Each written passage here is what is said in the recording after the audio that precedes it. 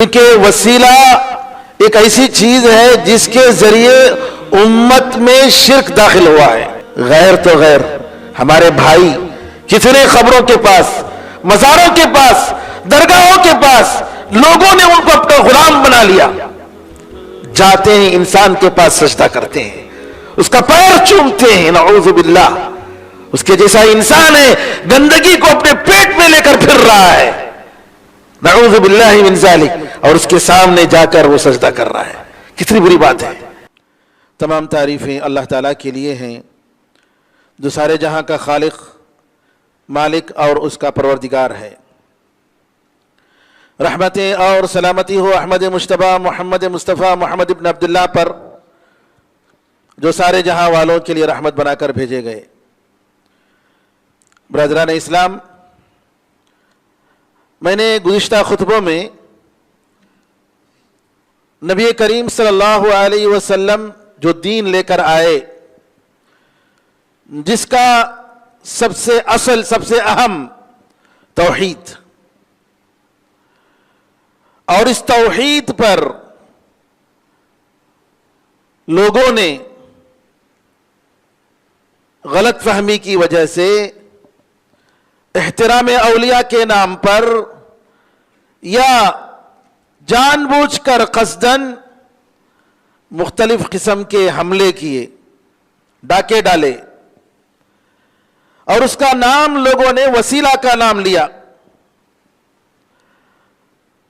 وسیلے میں جو جائز قسمیں ہیں اس کا ذکر تفصیل کے ساتھ گزشتہ خطبوں میں آیا ہے. آج کے خطبے میں انشاءاللہ ناجائز طریقہ وسیلے کا، اور جس کی وجہ سے امت میں آج شرک عام ہے. آپ کو معلوم ہونا چاہیے اللہ تعالی سارے گناہوں کو معاف کرنے کے لیے تیار ہے، لیکن شرک کو کسی بھی حالت میں معاف کرنے کے لیے تیار نہیں ہے.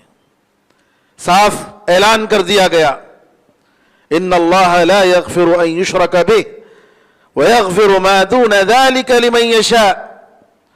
اللہ تعالیٰ ہرگز معاف نہیں کرتا ہے کہ اس کے ساتھ شرک کیا جائے، اور اس کے علاوہ جو گناہیں ہیں اللہ تعالیٰ جو چاہتا ہے، جس کے لیے چاہتا ہے، وہ معاف کرنے کے لیے تیار ہے.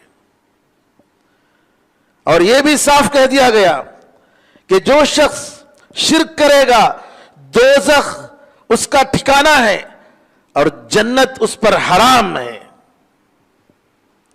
جنت میں کبھی جا نہیں سکتا. میرے بزرگوں، شرک جیسی لعنت جس کی وجہ سے اللہ تعالیٰ نے ہم سے پہلے کئی قوموں کو برباد کیا، قوم نوح، قوم ثمود، قوم عاد، کتنی قومیں، شعیب علیہ السلام کی قوم، لوط علیہ السلام کی قوم. اس کا سبب شرک ہے. اور شرک جیسے بھیانک گناہ سے بچنے کے جتنے راستے ہو سکتے ہیں اسلام نے ان راستوں کو وہی بند کر دیا. تصویر اٹھانے کی منع کی گئی. کیوں؟ فوٹو کھینچنے بغیر کسی ضرورت کے جاندار چیزوں کی فوٹو کھینچنا اسلام میں منع ہے.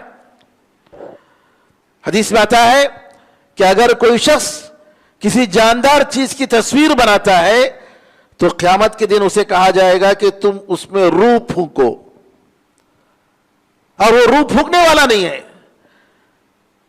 ضرورت کے لیے، آئی ڈی کارڈ کے لیے، جی کسی پروگرام کی انعقاد کے لیے، بتانے کے لیے کہ یہ سب کام ہو رہا ہے اسکولوں میں یا سینٹروں میں، ضرورت کے لیے فوٹو کھینچنے میں کوئی حرج نہیں ہے. لیکن بلا ضرورت فوٹو کھینچنا اور اس کو عام کرنا بچوں کی، بڑوں کی، غلط بات ہے. جب شریعت ایک بات کہتی ہے تو ہمیں دور رہنا چاہیے، ہمیں دور رہنا چاہیے. چاہے علماء کے کتنے فتوے ہوں، لیکن احتیاط کا تقاضا یہ ہے کہ ہم اس سے دور رہیں. شریعت نے تصویر کھینچنے سے منع کیا. کیوں؟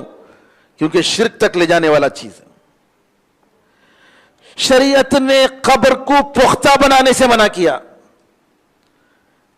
کنسٹرکشن جسے بلڈنگ بناتے ہیں, مزار جسے بناتے ہیں کچی مٹی پر جو ہے باقاعدہ سیمنٹ ڈال کر, پتھر ڈال کر, اسلام میں ناجائز ہے, حرام ہے,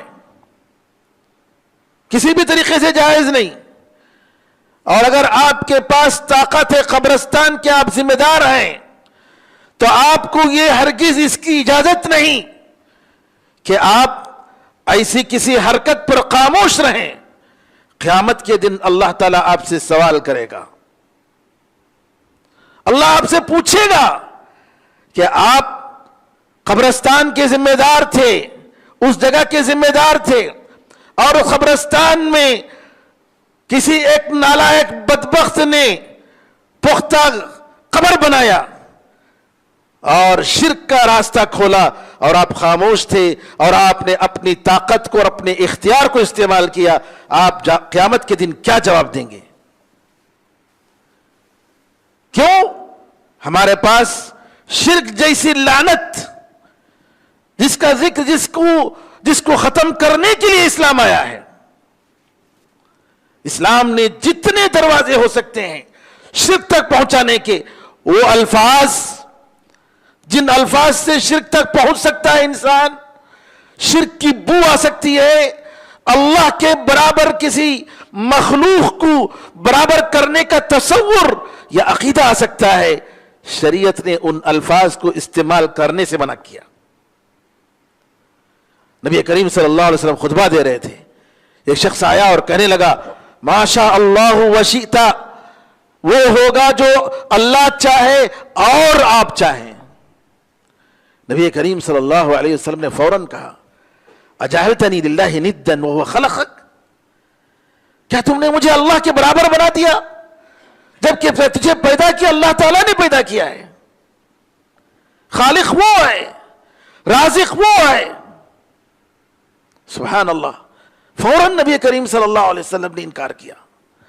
میرے بھائیوں, شرک تک پہنچانے والی جتنی چیزیں ہیں, قبر کو ایک بالش سے زیادہ اونچی کرنے سے منع کیا گیا, بلکہ کسی انسان کے سامنے سر جھکانے سے, رکوع کرنے سے, سجدہ کرنے سے منع کیا گیا. کیوں؟ یہ ساری چیزیں شرک تک لے جاتی ہیں. تو وسیلہ قربت کے نام سے, اللہ تعالیٰ کی قربت کے نام سے اگر کوئی شرک کرتا ہے تو ظاہر سی بات ہے کہ کسی بھی طریقے سے اسلام میں اس کی کوئی گنجائش نہیں. آئیے, آپ حضرات دیکھتے ہوں گے بعض مسجدوں میں دعائیں جو کرتے ہیں, یا مزاروں کے پاس جا کر جو دعائیں مانگتے ہیں, کس قسم کی دعائیں ہوتی ہیں؟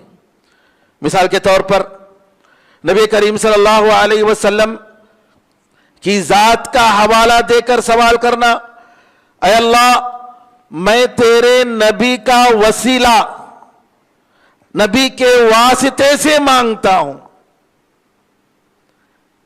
کسی کی ذات کا, کسی مخلوق کی ذات کا, جبریل امین کی ذات کا وسیلہ لے کر مانگتا ہوں, جائز نہیں ہے. اسلام میں جائز نہیں ہے. آپ یہ کہہ سکتے ہیں اے اللہ میں تیرے نبی پر ایمان لایا ہوں, تیرے آخری نبی پر ایمان لایا ہوں, اس لیے میری دعا قبول کر, آپ یہ کہہ سکتے ہیں. لیکن کسی کی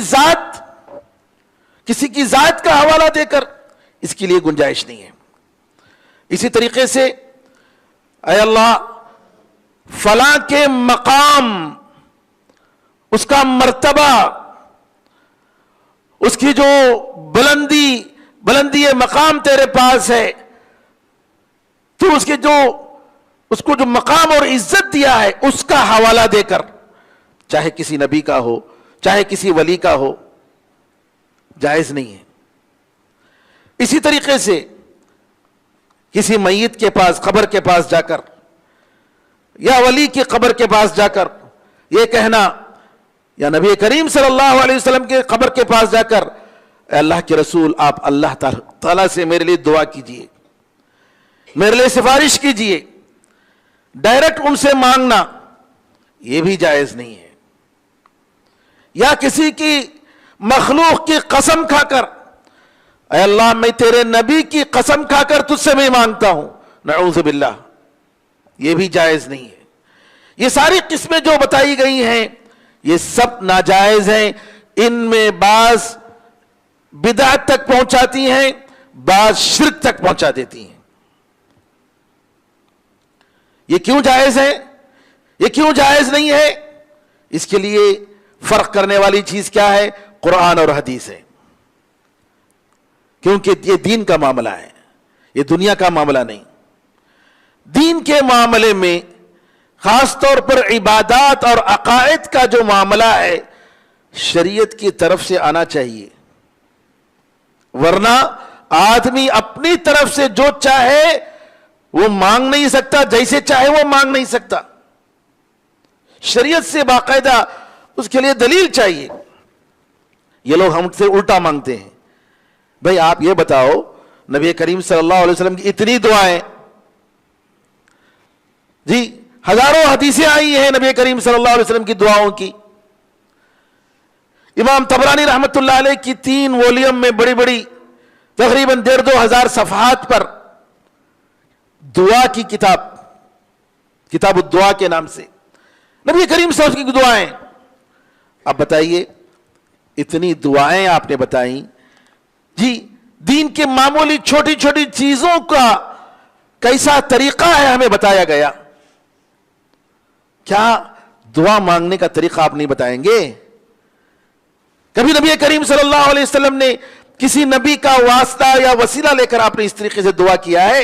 یا قرآن کی دعاؤں میں دیکھ لیجئے گا، آج اکثر مسجدوں میں نماز کے بعد جو دعائیں ہوتی ہیں وہ تو بدعت ہے، اور بدعت پہ پھر بدعت کیا؟ اے اللہ ہم رسول کے صدقے سے دعا کرتے ہیں، رسول کے طفیل سے ہم دعا کرتے ہیں صلی اللہ علیہ وسلم۔ یہ جائز نہیں ہے میرے بھائیوں، اس کو سمجھنے کی ضرورت ہے۔ سب سے پہلی دلیل اس کی یہ ہے کہ نبی کریم صلی اللہ علیہ وسلم نے فرمایا کہ اگر کوئی شخص ایسا کام کرتا ہے جو ہمارے طریقے کے مطابق نہیں ہے، دین کا کام، تو وہ مردود ہے، ریجیکٹڈ ہے، اس کو قبول نہیں کیا جائے گا۔ پھر اس کے بعد جیسا کہ میں نے بتایا دوسری دلیل اس کے ناجائز ہونے کی کہ یہ شرک تک پہنچانے والی چیز ہے، کیونکہ فرشتوں سے مانگنا، انبیاء سے مانگنا ان کے مرنے کے بعد، یا ان کے ذریعے شفاعت کا سوال کرنا، یہ سب وہ چیزیں ہیں جن کو اللہ تعالیٰ نے دین میں نہیں رکھا ہے، اور نہ ہی کسی رسول کو یہ پیغام دے کر بھیجا ہے، اور نہ ہی اس کو کتاب میں نازل کیا ہے، اور نہ صحابہ نے، تابعین نے، تبع تابعین نے اس کو کیا ہے، اور نہ ہی کسی امام نے کیا ہے۔ جی ائمہ اربعہ رحمت اللہ علیہ مجمعین اور بہت سارے امام، محدثین، مفسرین، فقہاء، بڑے بڑے علماء گزرے ہیں، ان لوگوں میں سے کسی نے اس کے جواز کے جائز ہونے کو نہیں کہا ہے، بلکہ کہا ہے کہ یہ ناجائز ہے، یہ بدعت ہے یا شرک ہے۔ اسی طریقے سے کسی کے مرتبے کا یا صدقے کا یا کسی کے طفیل کا حوالہ لے کر دعا کرنا، یہ دعا اس لیے صحیح نہیں ہے کہ کسی کا جو مقام ہوتا ہے وہ اللہ تعالیٰ کا دیا ہوا ہوتا ہے۔ نبی کو جو مقام ملا وہ کس لیے ملا؟ اللہ کا احسان۔ کسی ولی کو یا صدیق کو جو مقام ملا، دینے والا کون ہے؟ وہ اللہ تعالیٰ ہے۔ لیکن اللہ تعالیٰ نے یہ جائز نہیں قرار دیا کہ اس کے مقام کا حوالہ دے کر اللہ تعالیٰ سے مانگا جائے۔ کسی بھی مخلوق کو مقام عزت دیا ہے تو وہ اللہ تعالیٰ کا انعام ہے اس پر، لیکن اللہ تعالیٰ نے ہرگز اس چیز کو جائز نہیں قرار دیا ہے کہ اس کی عزت یا اس کا مقام کا حوالہ دے کر اس سے مانگا جائے۔ اس لیے علماء کرام نے ان ساری قسموں کو جائز نہیں قرار دیا۔ اب آئیے ان لوگوں کے جو شبہات ہیں ان کے پاس جو مس انڈرسٹینڈنگ ہے، جو غلط دلیلیں پکڑتے ہیں، ہم اس کا تھوڑا جواب دیتے ہیں۔ یہ قبر پرست لوگ کیا کہتے ہیں؟ ہم ان کے پاس جا کر اس لیے مانگتے ہیں کہ یہ جو ہے شرک نہیں ہے۔ کیوں؟ کہتے ہیں کہ دیکھیے اللہ تعالیٰ نے کافروں پر جو رد کیا اور ان کو مذمت کی کافروں کی، اس لیے کہ وہ پتھروں کی پوجا کرتے تھے، پتھروں سے مانگتے تھے، درختوں سے مانگتے تھے۔ ہم نیک لوگوں سے مانگتے ہیں، ہم اولیاء سے مانگتے ہیں، صالحین سے مانگتے ہیں۔ دیکھیے فرق، ان لوگوں نے کفر کو کس میں محدود کر دیا؟ صرف پتھر یا درخت یا کسی اور کے پاس جا کر مانگنے کو کہا کہ یہ شرک ہے، یہ کفر ہے، جبکہ اسلام میں ایسا نہیں ہے۔ نبی کریم صلی اللہ علیہ وسلم جب رسول بن کر آئے، کفار قریش میں کچھ لوگ تھے جو پتھروں کی پوجا کرتے تھے، کچھ لوگ تھے جو درختوں کی پوجا کرتے تھے، کچھ لوگ تھے جو قبروں کے پاس جاتے تھے، کچھ لوگ تھے جو نیک لوگوں کے نام پر انہوں نے بت بنا لیا تھا۔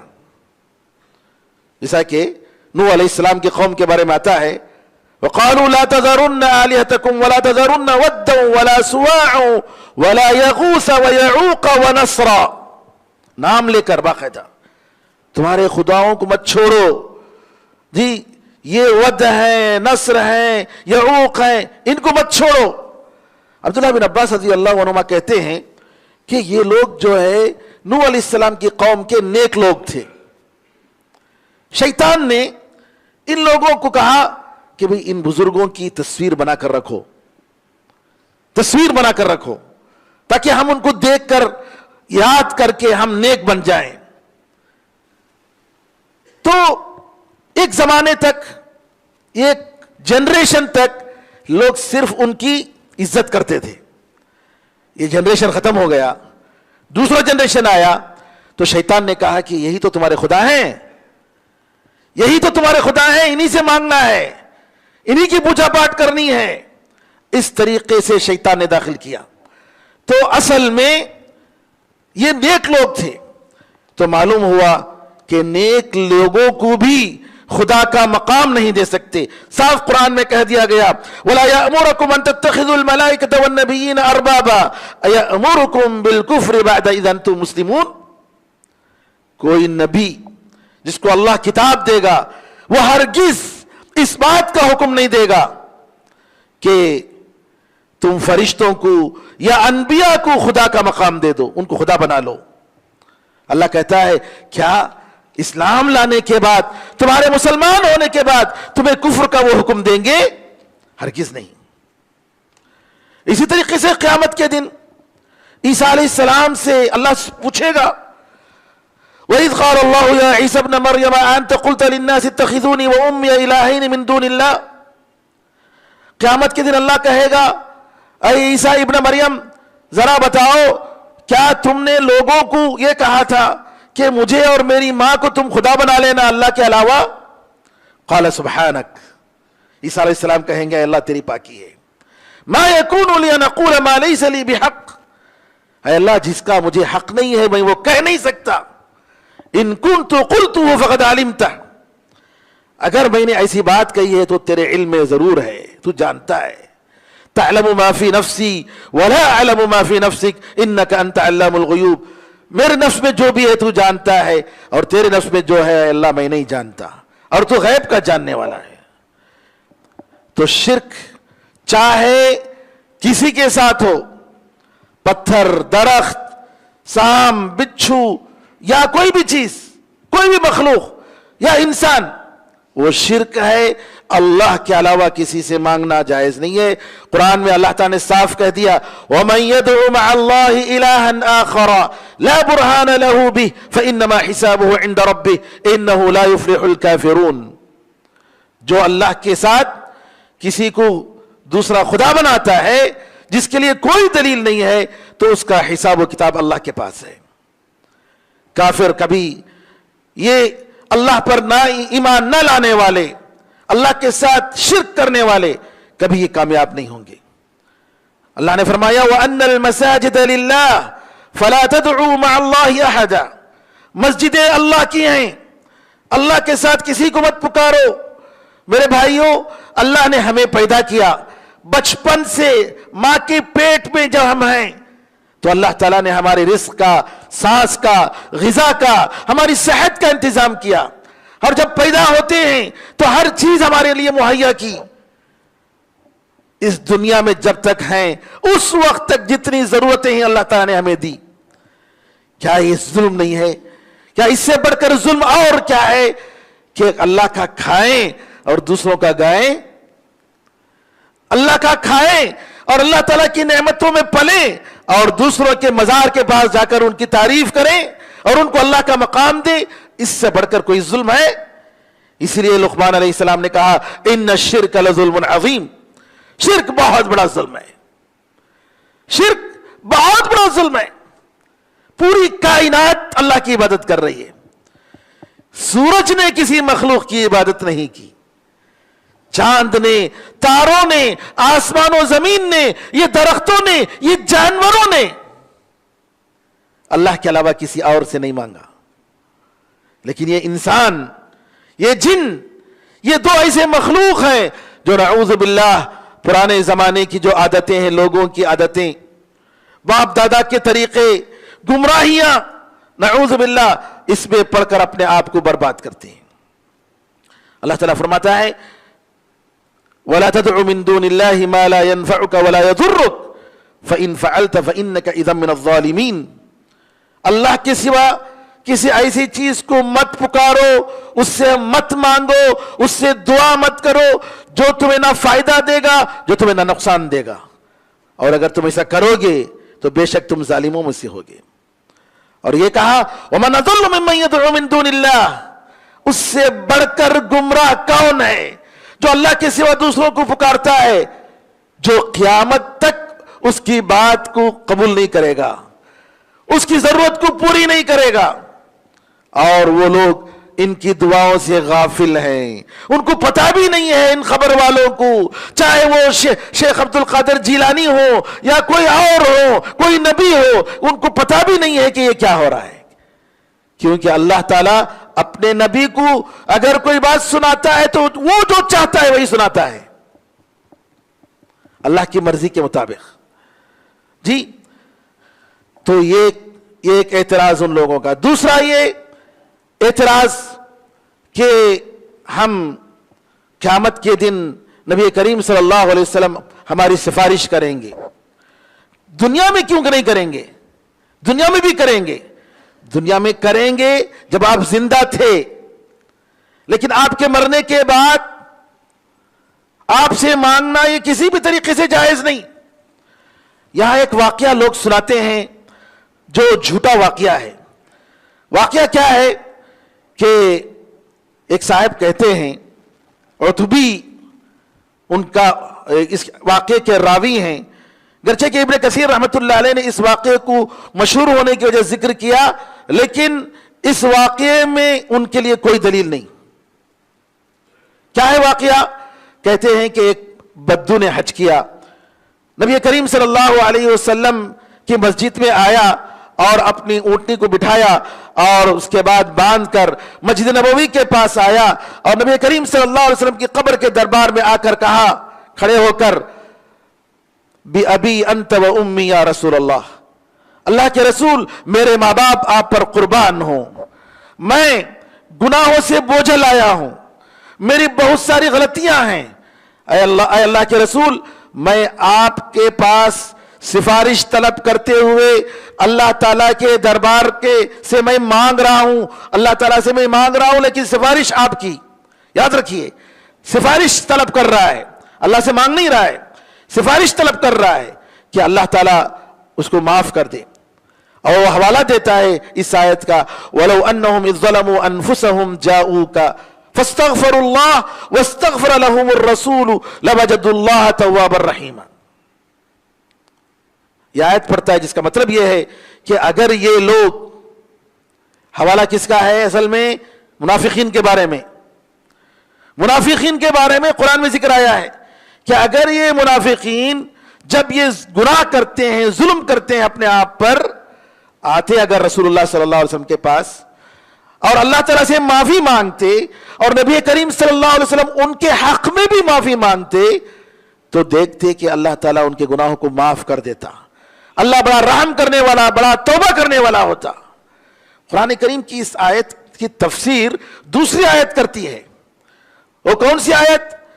کہ جب وَإِذَا قِيلَ لَهُمْ تَعَالَوْا يَسْتَغْفِرْ لَكُمْ رَسُولُ اللَّهِ لَوَّوْا رُؤُوسَهُمْ، اللہ تعالیٰ نے منافقین کے بارے میں بتایا کہ ان سے اگر کہا جائے کہ آؤ اللہ کے رسول کے پاس تاکہ اللہ کے رسول تمہارے سے معافی مانگے، تو یہ لوگ کیا کرتے ہیں؟ پیچھے مڑ کے چلے جاتے ہیں، پیچھے مڑ کے چلے جاتے ہیں۔ تو نبی کریم صلی اللہ علیہ وسلم کی بارے میں جو آیا ہے آپ کی زندگی میں، اور سب سے بڑھ کر یہ دلیل کہ آپ کے وفات کے بعد کسی صحابی نے جا کر یہ کام نہیں کیا، کبھی ایسا نہیں ہوا، نہ صحابہ میں، نہ تابعین نے، نہ تبع تابعین میں۔ تو یہ جو غلط فہمی پھیلائی جاتی ہے اس واقعے کے ذریعے، اس کے لیے کوئی دلیل نہیں ہے۔ اور آخر میں میرے بھائیوں، کہ بعض لوگ یہ سمجھتے ہیں لا الہ الا اللہ محمد رسول اللہ کہنے کے بعد جو بھی کر لو شرک نہیں ہوگا۔ یہ کیا بات ہے؟ لا الہ الا اللہ محمد رسول اللہ کہنے کے بعد جو بھی کرو شرک نہیں ہے؟ نعوذ باللہ، ایسا کیسے ہو سکتا ہے؟ لا الہ الا اللہ کا مطلب یہ ہے کہ اللہ تعالیٰ کے حق کو ہم پہچانیں اور اللہ تعالیٰ کی عبادت کریں، خالص عبادت اللہ تعالیٰ کی ہو، ورنہ ہمارا لا الہ الا اللہ بیکار ہے۔ حسن بصری رحمت اللہ علیہ سے کہا گیا کہ لا الہ الا اللہ کہہ رہے ہیں جنت نہیں ملے گی کیا؟ کہا ہاں، لا الہ الا اللہ جنت کی چابی ہے، لیکن چابی کے دانت ہوتے ہیں، بغیر دانت کے آپ چابی جو ہے لے جائیں گے تو دروازہ اس سے نہیں کھلے گا۔ اور یہ کیا ہے؟ لا الہ الا اللہ کے تقاضے اور نیک عمل، شرک سے دوری، اخلاص، نبی کریم صلی اللہ علیہ وسلم کی سنت کی اتباع اور اطاعت، یہ ساری چیزیں ضروری ہیں، ورنہ ہماری عبادتیں بیکار ہو جائیں گی۔ میرے بزرگوں، میرے بھائیوں، آج جو فتنے ہیں، ان فتنوں میں اپنے آپ کو، اپنے اولاد کو، اپنے گھر والوں کو شرک کی بلا، بدعت کی بلا، ان ساری چیزوں سے، ان فتنوں سے بچانے کی ضرورت ہے۔ اللہ تعالیٰ سے دعا ہے کہ اللہ تعالیٰ ہمیں اور ہمارے سارے مسلمان بھائی بہنوں کو توحید پر قائم رہنے، توحید پر استقامت کے ساتھ قائم رہنے، اور توحید پر اخلاص کے ساتھ، اللہ تعالیٰ کے لیے اخلاص اور اس کی رضامندی کے ساتھ لا الہ الا اللہ کہتے ہوئے موت کی اللہ تعالیٰ ہم سب کو توفیق عطا فرمائے۔ آمین ارحم الراحمین۔ بارک اللہ لنا ولکم فی القرآن العظیم ونفعنا وإیاکم بالآیات والذکر الحکیم، انہ تعالی جواد کریم ملک بر رؤوف رحیم رب حلیم۔